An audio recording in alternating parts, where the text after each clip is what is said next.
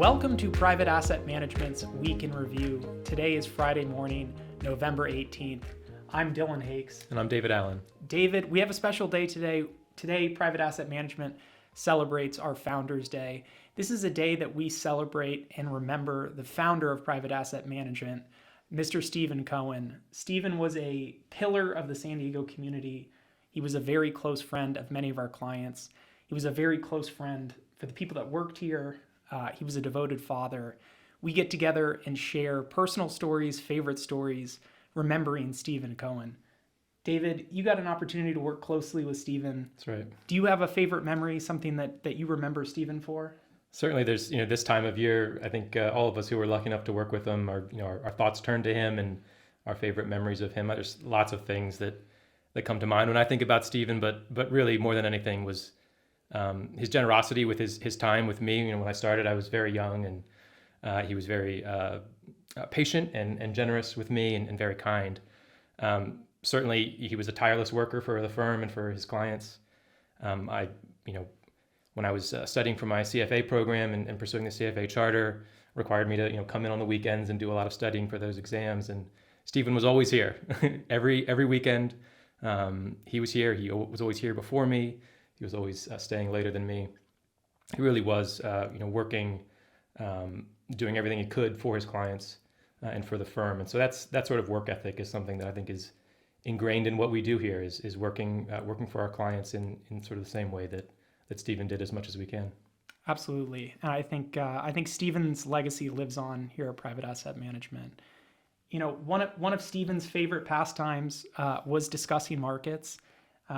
And so turning to the normal topic that we talk about, and I think something Stephen would enjoy, the markets, what's gone on this week. From a market perspective, we actually had a bit of a boring week this week. It's rare to see. It's actually almost exciting given some of the volatility the ups and downs that we've gone through this year. But the market was a bit flat. We did get some big news out of the retail sales side of things. What do we learn? What do we learn from retail sales? So the retail sales report, I think, shows us that maybe the consumers are performing a little bit better than we would have expected in October.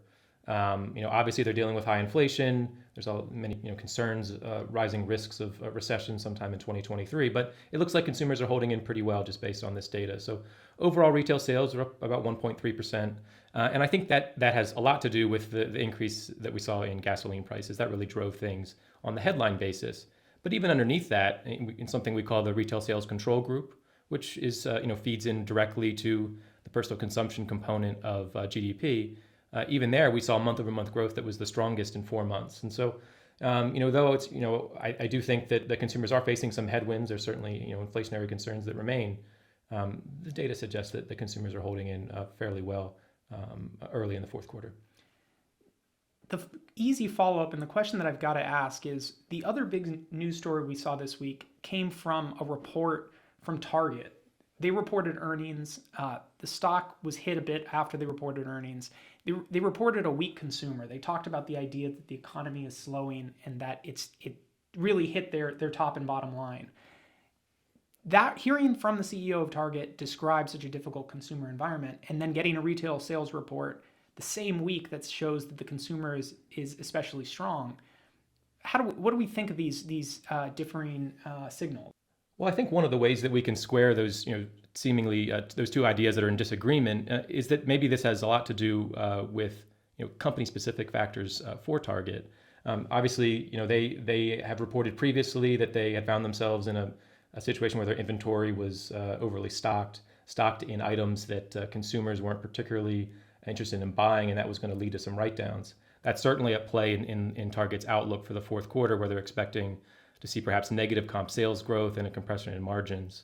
And so, in addition to that, also sort of complicating the situation, Walmart, another very large retailer here in the U.S., obviously, reported fairly good results, at least compared to Target, and a fairly positive outlook. And so there also could be some differences here in terms of what Target sells, who their target demographic is among U.S. consumers, and that could explain why the retail sales data looks fairly strong, and some retailers really aren't suggesting that in their earnings releases.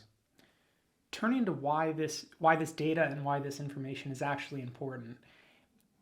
Everybody's obviously, we've been talking about all year, everybody's looking at the Fed. What are they going to do? When are they potentially going to stop raising interest rates? When is it going to stop? So we had talked in previous weeks. We got some inflation data that came a bit lower than expected. That was good news. That seemed to potentially open a little window for the Fed to maybe not be quite as aggressive as we had previously thought. How does this, or does this new information, does this retail sales data affect what the Fed's going to do, or is it much ado about nothing?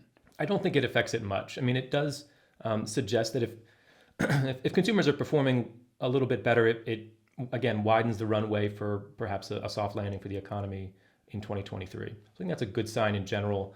I think the market took that more as a potentially a sign that there's greater latitude for the Fed to increase interest rates, and that may have been the immediate reaction to the report. But I think if we play this out over a longer period of time, this report isn't going to turn out to be too consequential to what the Fed is saying. What's going to be, I think, moving markets a bit more are some of this intermeeting comments that we've gotten from policymakers. We've had a few of Federal Reserve policymakers come out and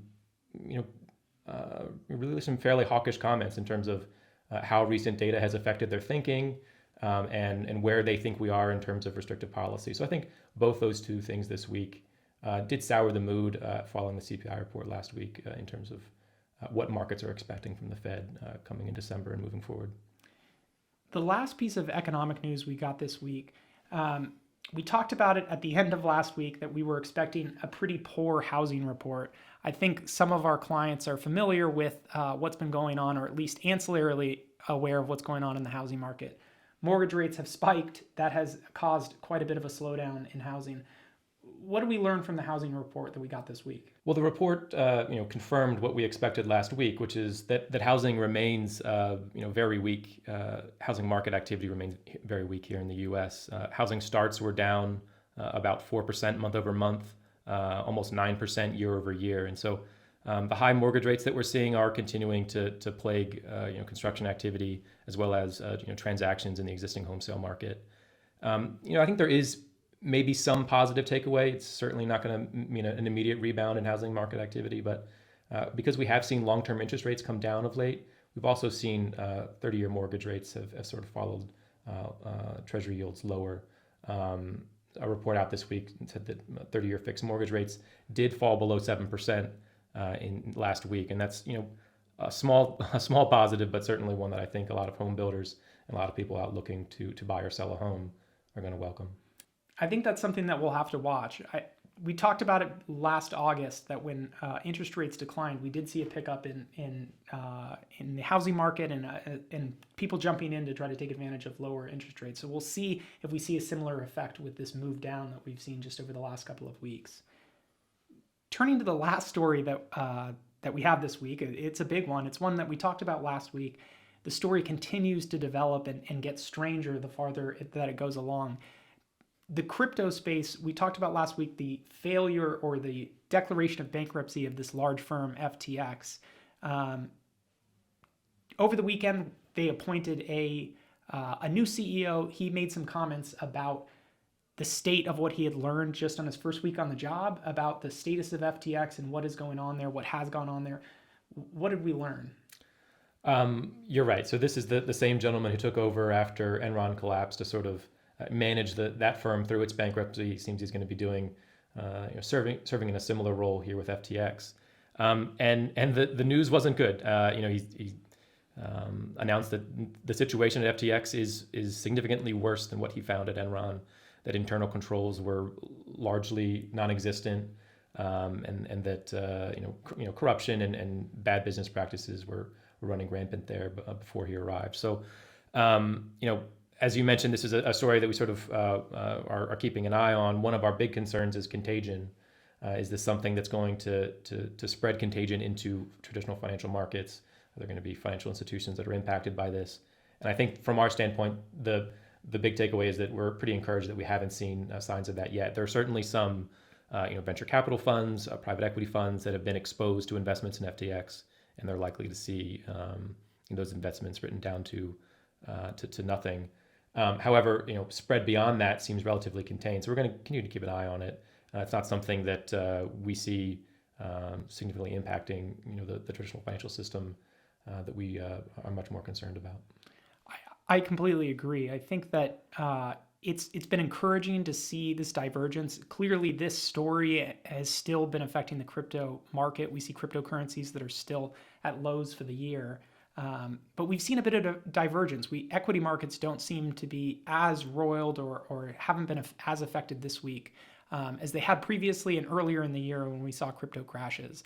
So at least for now, I think it's an encouraging sign that we're seeing a divergence. We're seeing potentially a disconnect. It is shocking. Many of these large firms, reputable financial firms that had invested in FTX, and what seemingly was either no or very little due diligence that they had done prior to this investment. So I think that's shocking to see. It's, in this day and age that such large investments could be done with such poor due diligence. But it's definitely something that we'll keep an eye on. Yeah, you mentioned that we have, earlier in the year we would see, risk assets in equity markets and risk assets in terms of crypto were sort of trading in line, and that really has broken down. It's been a great sign given the the downturn in the crypto market. It does seem like the markets are understanding that this is not sort of a change in risk assessment of investors. This must have more to do with specific issues that are existing in the crypto market, and not something that's likely to spread into equity markets. Absolutely. David, turning to next week, what do we have on the agenda? Well, it's obviously going to be a short week. So in terms of compression in data, it's largely taking place in the first 3 days of next week, and before we take a break in terms of releases for the Thanksgiving holiday. We do have some durable goods data, new home sales data. On the durable goods side, expecting things to hold in relatively well, keeping an eye on, again, the high interest rates, and if that has any impact on investment activity in the corporate sector. New home sales, again, I think are going to be fairly weak given the conditions in the housing market. But then finally, we have FOMC minutes. So just a little bit more insight into what the policymakers were thinking at that last FOMC meeting last month. I think we'll keep a lookout for all of that. It'll be interesting to watch. I want to thank everybody for watching Private Asset Management's Week in Review. I say it every week, but if you like this video series, please go ahead and like and subscribe on our YouTube video. We will have the Thanksgiving holiday next week. We hope everybody has a safe and happy Thanksgiving next week. There won't be a video, but we will see everybody the week after. Happy Thanksgiving, everyone. Happy Thanksgiving.